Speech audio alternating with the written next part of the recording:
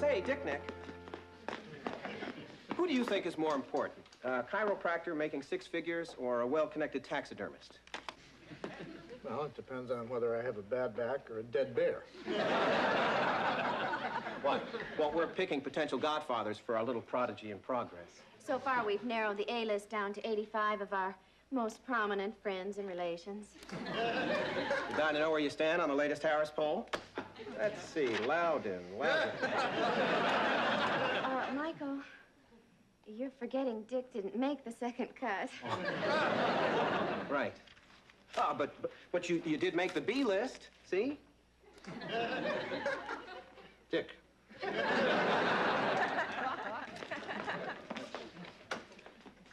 So then Prince Philip turns to his trusty butler and he says, "You idiot, I told you to make the Queen rum, not make the Queen mum."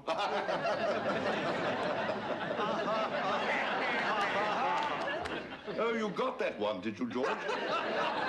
Not even close. Oh, does this mean I'm losing my favorite chess partner? Oh, I'm afraid that's a check. You know, I really enjoyed that story you told about Prince Albert in the can.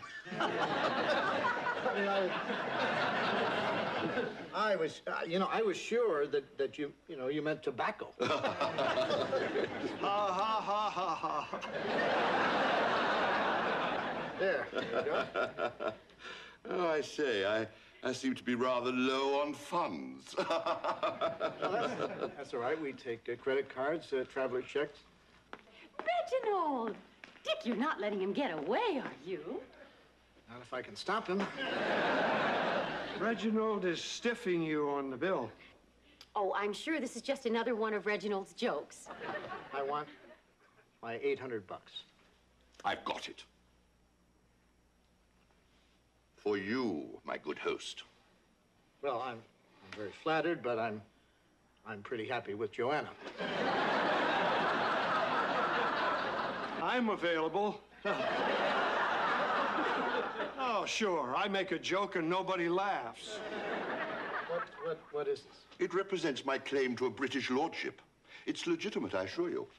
Yeah, the paperwork seems to be in order, I believe. What? Well, it's a very pretty ring, but I couldn't help noticing your gold Rolex. Yes, I don't believe you're grasping the import here, old thing. You see, from this day forth, you're no longer a humble little innkeeper. You are Richard Loudon, Lord of Stumpworth-on-Thames.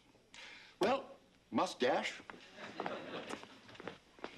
Oh, welcome to British nobility, Richard. Or rather, your lordship. Well, I think we just got the shaft. Yes, but the royal one. I get that. It's not a joke, George. Oh.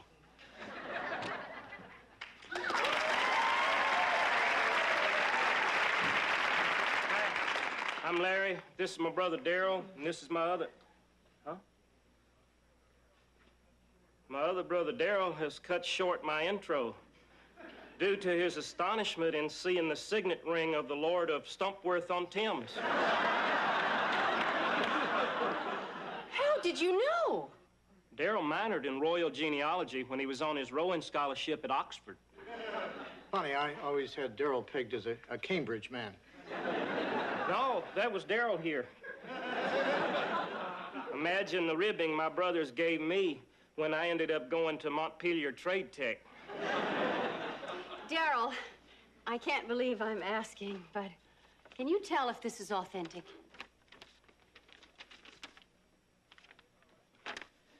It's legit, all right. Darryl would recognize the Queen's tea stains anywhere.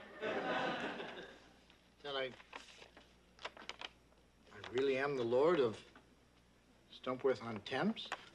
You may be a lord, Dick, but you put your overalls on one strap at a time, just like the rest of us. I don't wear overalls, George. Too good, huh? You know, it might be kind of fun being Lady Loudon. You know, I'm not sure, you know, if my being a lord, you know, makes you a lady. I mean, you know, technically speaking. But we could still call me Lady Loudon just for fun, right? Oh, we could. But that would be wrong.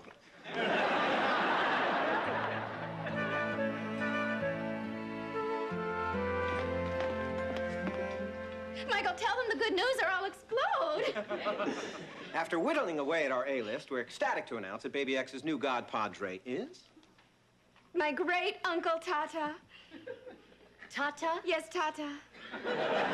Not only is he well-heeled and well-preserved, he's Steph's only unindicted male relative. Oh, he's been lonely and miserable, holed up for years in that old dark mansion. But when I told him the wonderful news, he took a big hit of oxygen and wept tears of joy. Well, he sounds like a happy Tata. Carry me back to old Wisconsin. There's mucho mozzarella on that pie. Extra cheese from Mama Vericella? What are you, royalty or something? I was just made a British lord. But it's no big deal, and please don't bow or curtsy. He's pulling your newly waxed leg, lambskin. They don't give genuine lordships to just any old doofus. Dick is not just any old doofus. Reggie couldn't pay his bill, so he stuck me with this stupid title. Calling all Harrises.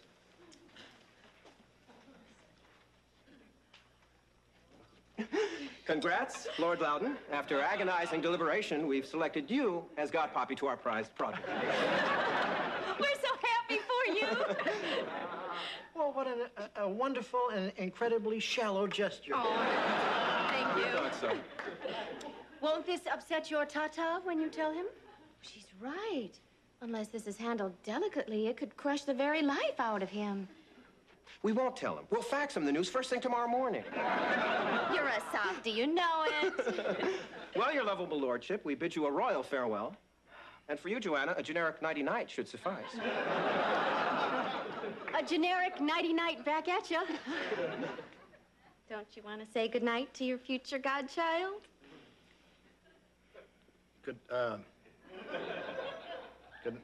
night, kid. There, you see? I told you I smelled pizza. Oh, you're always smelling pizza. We'd like to request an audience with Richard Loudon, Lord of Stumpworth-on-Thames.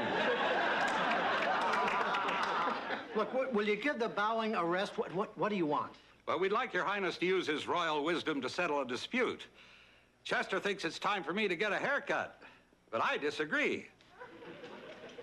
Oh, grab a mirror, Jim. You look like one of those ragamuffin MTV punks. Admit it, Chester, you're just jealous of my boyish appearance. This is idiotic. I'm no barber. We know, you're a lord. We're waiting, your lordship. I think you could use it a little trim. There, you see, Jim? Now, before we waste the rest of a perfectly good evening, let's go back to your house and finish that game of battleship. I'm going to destroy your fleet if it takes me all night. I'll meet you in the car. I'm awaiting a decision on my sideburns. You know, Jim, this is getting kind of sad. Well, actually, that was just a device to get you alone. And an ingenious one. Well, here's the skinny. Have you heard about the bait and tackle shop that's opening this weekend? Well, who hasn't? It's been the lead story in the news all week. Well, we had a secret meeting of the town council today, and we voted for you, our beloved Lord Loudon, to do the ribbon-cutting honors. Isn't that one of the mayor's jobs? Well, this is too big for a mayor. This is Vermont's first in-mall live bait shop. Boy, you know what that means? Yeah, it isn't outside, which is where a live bait shop should be. Then you'll do it. Oh, hot dog. I hope we can also count on Lady Loudon's presence. I'm sure Mrs. Loudon might tang along. Boy, what a coup! Well, this is going to destroy Chester. He became mayor just so he could cut ribbons. Honey, what can I do? The people have spoken. My people have spoken.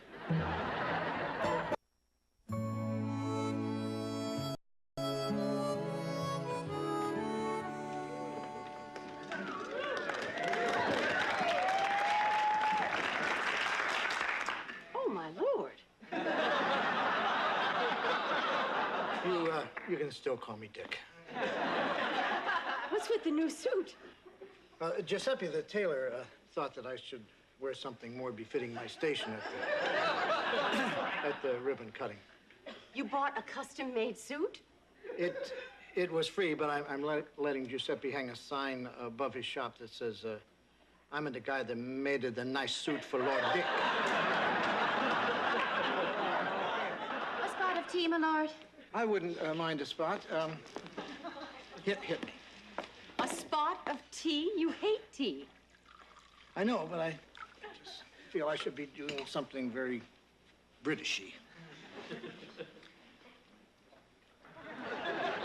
Before I fetch my lord his scones, might I pick his royal brain? Pick away, my child. Michael and I were hoping you could help us select a suitable godmother. What about Joanna? Get real, Your Highness.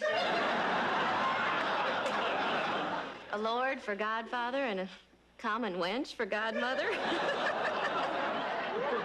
Couldn't you just pretend that Joanna was a lady? I suppose, but that would be wrong. Well, I guess it's time for this common wench to go milk the cows and sing some bawdy songs. She's simple, but good folk. Anyway, if it's not a bother, I was wondering if you could call the Queen of England and ask her to be our baby's godmother. Well, I don't know that the Queen would want to talk to, what am I saying? I mean, we are both noble. Thank you. I'll see to your scones now. Long live you, my lord. And long live you, too. What is that? The royal wave. Ah.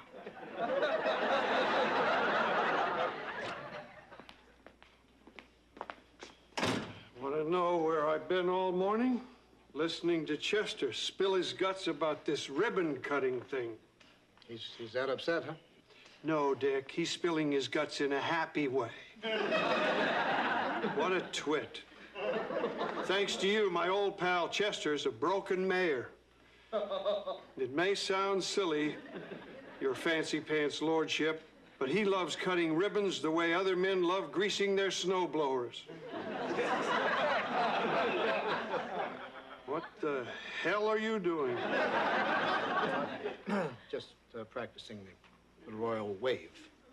Boy, stick a fork in you, 'cause you are done.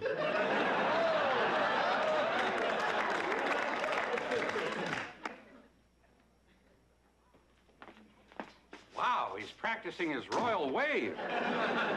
No, I just had a kink. Well, we came to escort you to the grand event. Your townspeople await your royal arrival. I love your feet.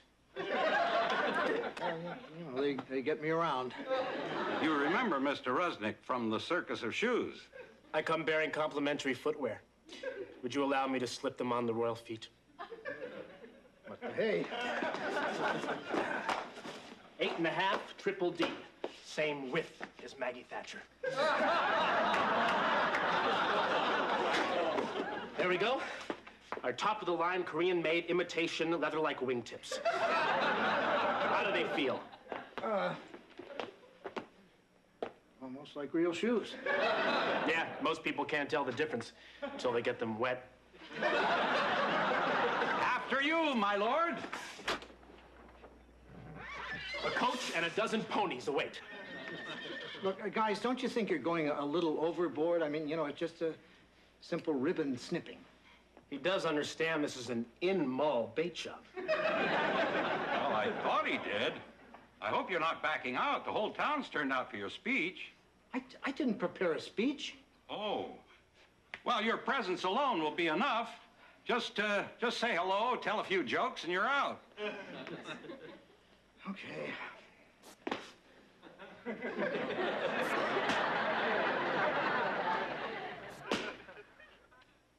Are these shoes supposed to stick to the floor like this? Guess the paint hasn't dried yet.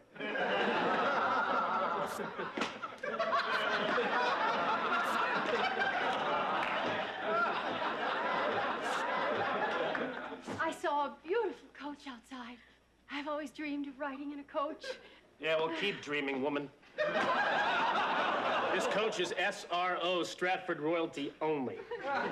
I suppose we couldn't pretend I was royalty. Well, we could, but that would be wrong.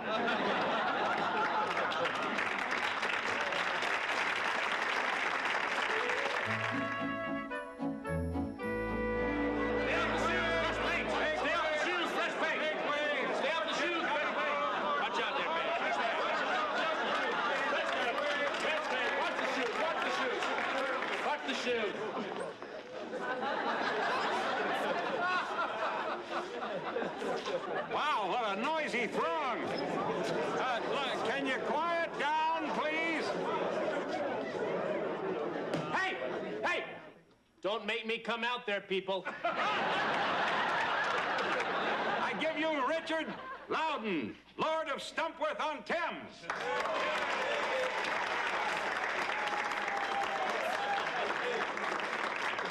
Thank you, and hello, everybody. Hello. I'd like to welcome you all to the grand opening of this lovely live bait shop.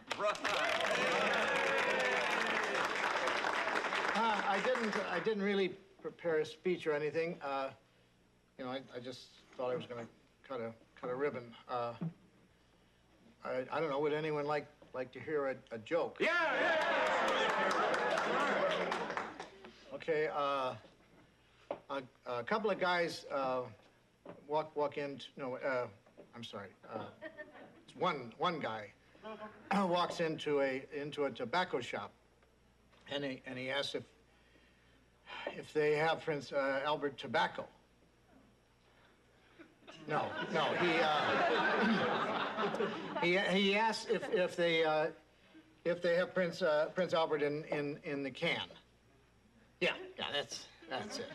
And the shop owner says that they do, and then the other guy, you know, the guy that walked into the shop, he says, well, you better let him out. He probably can't breathe in there.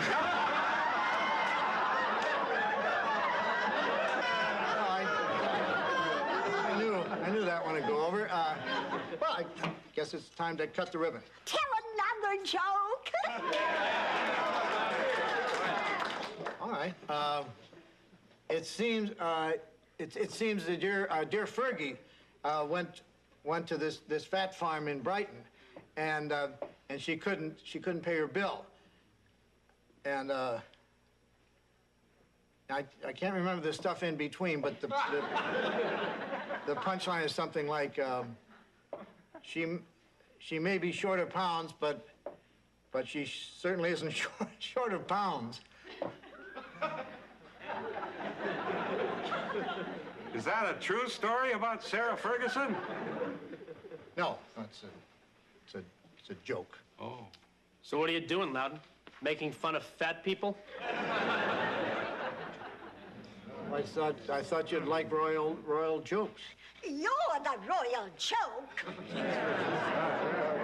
Hey, listen, you know, why don't I'll just cut the ribbon. He slams the royal family and still thinks he's gonna cut the ribbon? Who does he think he is? Yeah, well, what are we gonna do? If nobody cuts the ribbon, how are we getting the store? Let's go in for the roof. No need for that! Hey! I'll cut the ribbon. Chester, please fire this lord. Lord. You can't fire a monarch. He either has to abdicate his throne or have his head cut off. Well, since we don't know what abdicate means... I don't get it. I mean, 1 minute you're bowing to me, and then I tell a few jokes, and you turn on me like a pack of rabid dogs. Well, we're a fickle little town.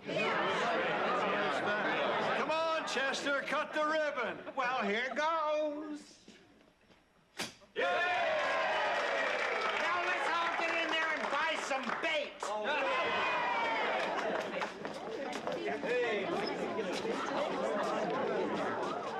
Honey, where are you going? I mean, aren't you going to stay here with me? I'd rather eat bait. See, I told you they'd have refreshments.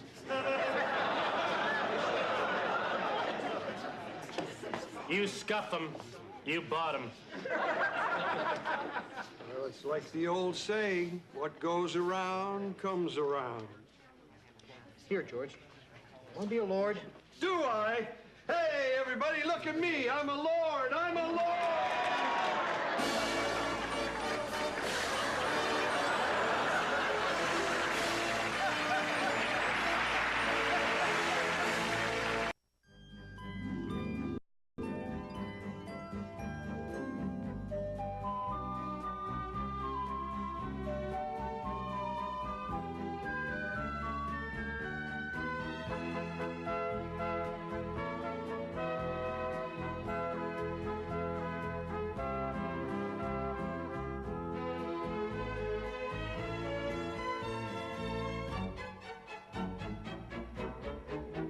Meow.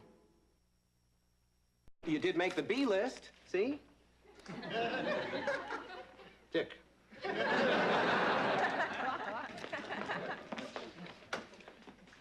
So then Prince Philip turns to his trusty butler and he says, "You idiot, I told you to make the Queen rum, not make the Queen mum."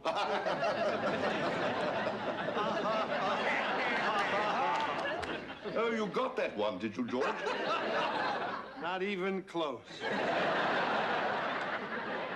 Oh, does this mean I'm losing my favorite chess partner? Oh, I'm afraid that's a check. You know, I really enjoyed that story you told about Prince Albert in the can. I mean,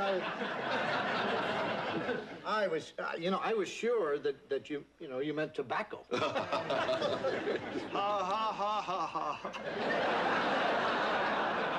There you go.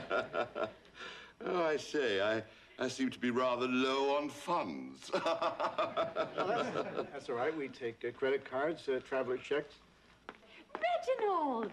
Dick, you're not letting him get away, are you? Not if I can stop him. Reginald is stiffing you on the bill. Oh, I'm sure this is just another one of Reginald's jokes. I want my $800. I've got it. For you, my good host.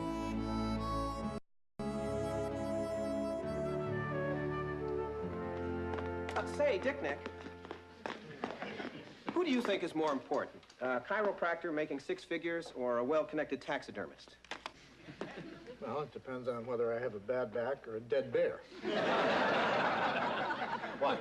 Well, we're picking potential godfathers for our little prodigy in progress. So far, we've narrowed the A-list down to 85 of our most prominent friends and relations. You dying to know where you stand on the latest Harris poll? Let's see, Loudon. Michael, you're forgetting Dick didn't make the second cut. Right. Ah, but you...